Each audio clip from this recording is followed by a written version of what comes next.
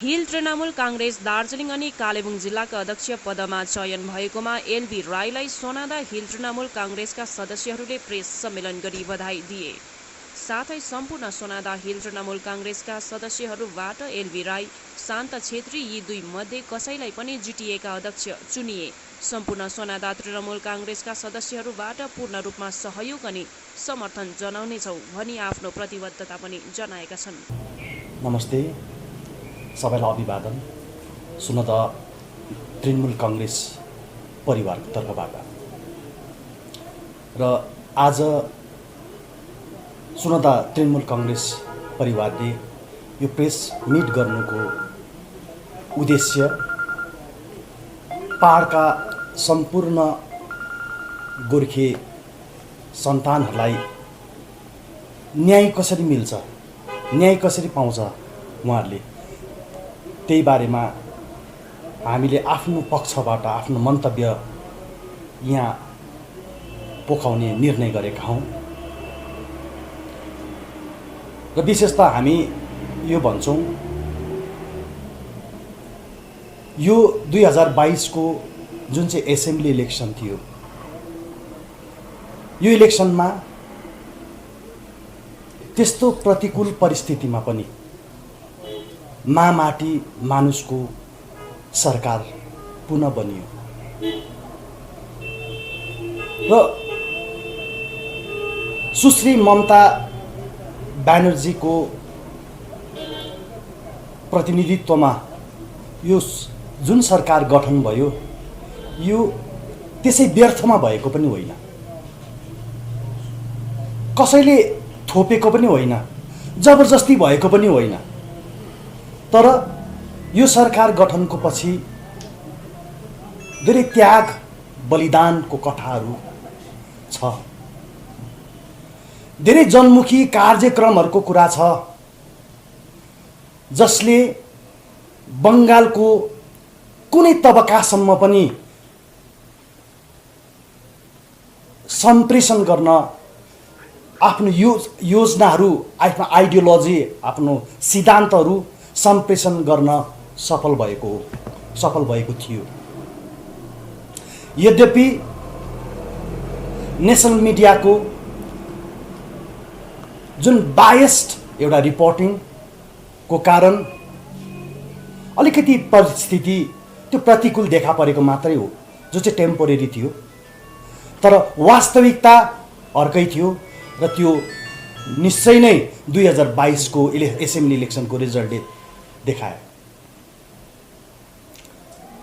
र विपुल मतले जित्यो, विपुल मतले विजय प्राप्त गरे। तर सँगैमा हामीले हाम्रो पहाडबाट सबै सिट भन्दा पनि हामीले पहाडबाट हाम्रो म्यान्डेट चाहिँ गुमाउनु पर्यो र हामीले हाम्रो पहाडको म्यान्डेट गुमाउनुमा त्यहाँ थुप्रै फ्याक्टर्स छ र ती मध्येमा हामी के भन्छौँ भने ती मध्येमा चाहिँ पहाडको व्यवस्था जस्तै तल्लो तहमा हो भने जनप्रतिनिधि नभएको व्यवस्था, पञ्चायतहरू र जनप्रतिनिधि भएको भएदेखि सायद सरकारका जति पनि स्किम्स थियो हाम्रो साधारणभन्दा साधारण हाम्रो गोर्खे सन्तान समक्ष त्यो स्किमको सहुलियतहरू पुग्न सक्ने थियो होला। तर जनप्रतिनिधि नभएकोले गर्दा ती स्किम्स पुग्न सकेन। फलस्वरूप हाम्रो सरकारको प्रतिको जुन चाहिँ द्वेष थियो, त्यसले अलिकति जनतामा द्वेष बढाउने काम गर्यो र रिसाउने काम बढ्यो। दोस्रोमा अहिलेको तथाकथित व्यवस्थाहरू जति पनि छन्, तथाकथित व्यवस्थाहरू तिनीहरूले जानेर हो वा नजानेर सरकारको ती स्किम्सलाई जनता समक्ष पुर्याउने कोसिस नै गरेनन्। फलस्वरूप एउटा सिंगल स्टोरी बन्यो, मानुष माटी मानुषको सरकारको विरुद्धमा। सिंगल स्टोरी, एउटा इन्कम्प्लिट स्टोरी हो। त्यही 17कै कुराहरू 2017 सालकै कुराहरूलाई लिएर अपोजिसनले एक्सपोज गर्ने काम गर्यो अनि हाम्रो म्यान्डेट अझै घट्दै गयो। त्यो मात्रै नभएर फेरि 16वटा बोर्ड जुन चाहिँ सरकारद्वारा यहाँ गठित थियो पहाडमा, ती बोर्डहरूमा पनि, सबै बोर्डमा त हामी भन्दैनौँ, ती बोर्डहरूमा जुन प्रकारको भ्रष्टाचार थियो त्यसले पनि जनसाधारणको गुनासोको प्रकोप हामीले नै भोग्न पर्यो, माटी मानुषको सरकारले भोग्न पर्यो। र पहाडमा जति पनि भ्रष्टाचार भयो त्यसको प्रकोप, त्यस गुनासोको प्रकोप चाहिँ हामीले नै भोग्न परेको छ, अरू कसैले भोगेन। त्यो मात्रै नभएर शिक्षाकै क्षेत्रमा पनि हेर्नुहोस्, यति विघ्न अनियमितता छ।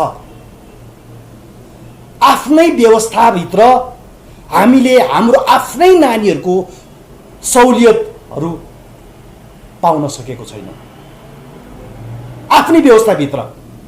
र यस्तै कुराहरूले गर्दा हामीले धेरै भोग्न पर्यो, पहाडले धेरै भोग्न पर्यो।